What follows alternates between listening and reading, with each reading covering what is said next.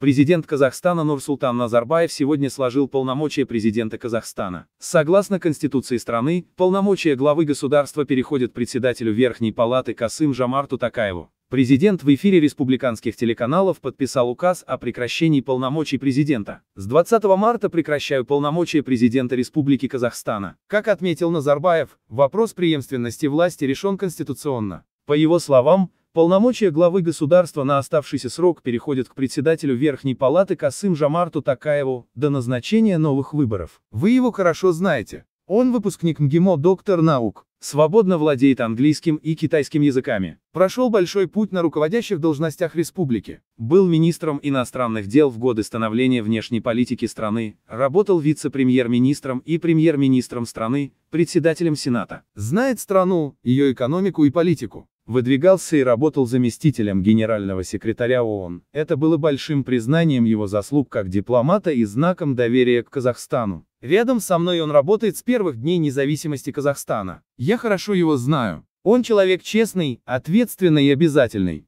Поддерживает всецело проводимую политику внутри страны и вовне. Все программы разрабатывались и принимались с его участием. Я верю, что Токаев именно тот человек, кому мы можем доверить управление Казахстаном, отметил Назарбаев.